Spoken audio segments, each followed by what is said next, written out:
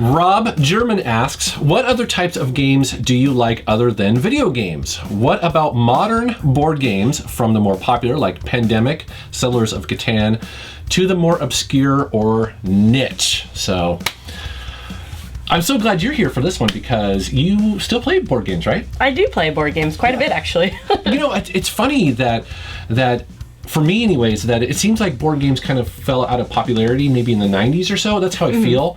And then now they're like roaring back. Like in Ballard, there's that pub that has board games, like beer and board games, stuff like that, and dedicated rooms where you can go in for birthday parties and stuff. It's amazing. Yeah, and it's like, I mean, and it's packed all the time. Yeah, you basically have to like reserve a room or else you might not get a table. Yeah, so, okay, so to answer the question, do you?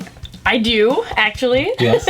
And I think, well, both of us, to start with, like, the older board games, you play a lot of, like, Monopoly and Sorry back in the day. Oh, my God. Assuming. Growing up, we had an entire stack of, Sorry, Monopoly, Life. Mousetrap? I didn't play Mousetrap, but Life was ridiculous. Like, literally, I would always have multiple cars with all these kids in it for some reason, or, you know, it was like a caravan going down the road and shit. It was amazing. But, and then Connect 4, I was obsessed with. I still am kind of a little bit. Like, I can't go, like, if I see, like, a digital version of that, I'm like, oh, no. Because I always wonder, is there the perfect move in that? You know what I mean? Like, especially if you have the first drop, like, where do you put the drop, right? You know? That's a stressful game. Yeah, it is. You could lose it all in the first moment. I know. I'm just saying. Or you're not paying attention, and, you know, especially when you play against a computer. But anyways, so. So this is the Connect 4 cast. I know. But I really like running into Connect 4 at bars. Whenever they have they have board games on the tables at bars. Yes. I like it when it's Connect 4 or Jenga. Oh. Jenga's awesome. I remember, I think you did like a live tweet or something, like you were tweeting live playing Jenga. Oh, yeah. That was awesome. Yeah, because there's a bar I go to that it's like Truth or Dare Jenga, but it's just like assholes writing their own things on there. So some things you don't want to do when you pull the brick out. But that's so funny. But it's pretty funny, and it makes for a pretty good time. And then we did an entire video on Drinking Quest, which was really fun. Yep, and Jason Anarchy, the guy who made Drinking Quest, just recently did Haiku Warrior on Kickstarter, and I just got my little Kickstarter package. Looks awesome. Now, and that reminds me also that there was a really successful Kickstarter for Exploding Kittens. I mean, they raised like $10 million. Yeah, and Exploding Kittens is really fun, actually. Oh, did you get a copy of it? Yeah. Oh, cool. Yeah, the box meows when I open it. Worth it! That's so cool. So, did you play any other ones like Catan or any stuff? Yeah. I actually play Rivals of Catan more than Settlers of Catan. So that's the 2-player card-based version.